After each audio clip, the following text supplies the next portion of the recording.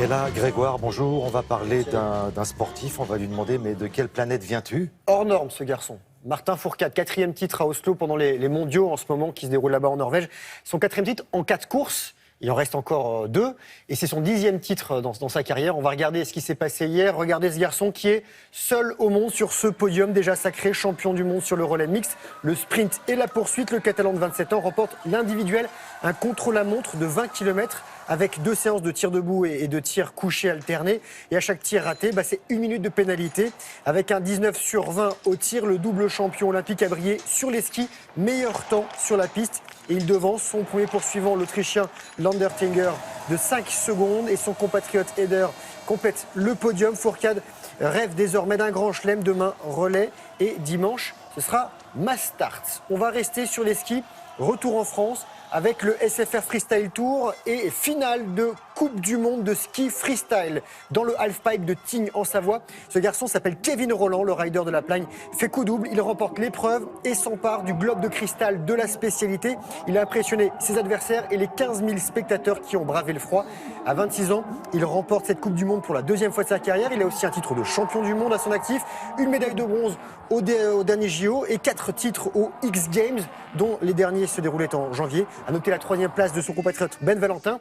Et il y aura les prochains SFR Freestyle Tour. Ce sera à la Clusaz avec du slopestyle. Slopestyle, vous vous souvenez, on en a pas parlé hier. C'est une piste avec des modules sur lesquels il faut effectuer des figures. Voilà pour J'ai pas le compté ski. le nombre de sauts périlleux, mais c'est des doubles corks, il y en a dans tous les sens. On reparlera de ski à la fin, mais là on va parler un peu de cyclisme. Parfait. Avec un garçon qui tient sa revanche, il s'appelle Nasser Bouhanni, sur le Paris-Nice, 4e étape. Regardez, il avait été déclassé 2 jours avant pour avoir touché son adversaire sur la ligne d'arrivée. Nasser Bouhanni remporte cette 4e étape entre Julinas dans le Rhône et Romans-sur-Isère dans la Drôme, 193 km. Et au général, l'Australien Michael Matthews conserve le maillot jaune de leader. Un mot de tennis, Masters 1000 d'Indian Wells en Californie. Le Français Lucas Pouille éliminé au premier tour. Le natif du Nord, 87e mondial, a été sorti par le Croate Borna Koric, 47e. Le score 6-2, 7-5. Ça passe en revanche pour un autre Français, Nicolas Mahut.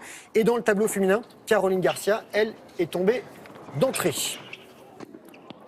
Un petit peu de foot, Ligue Europa, 8e de finale aller et un choc entre 2 grands rivaux du championnat d'Angleterre, Liverpool en rouge et Manchester United. 195e confrontation entre les 2 clubs les plus titrés outre-Manche, mais la première en Coupe d'Europe, victoire sur leur pelouse des Reds 2-0, penalty de Sturridge et but de Firmino.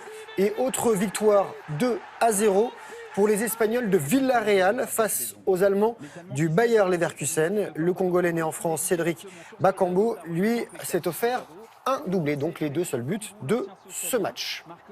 Alors on a commencé par du ski, et je vous propose de terminer par du ski avec une autre discipline, ça s'appelle la Pyramenta, c'est du ski alpinisme. Regardez, la Pyramenta qui se déroule en ce moment et jusqu'à demain à Arèche-Beaufort en Savoie. 4 jours de compétition, 90 km de course, 10 000 mètres de dénivelé positif à avaler, 15 sommets et des descentes tendues, vous allez le voir. Les meilleurs mondiaux sont présents dans cette étape de Coupe du Monde, donc de ski alpinisme. Je rappelle, le ski alpinisme, on grimpe avec des pots de phoque sous les skis.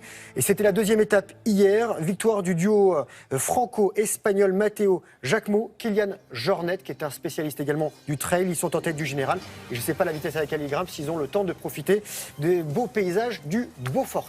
Voilà. Merci beaucoup Grégoire, c'était très très complet. La semaine prochaine, vous serez avec Isabelle Martinet. Ce sera ma collègue Émilie Broussou. Très bien.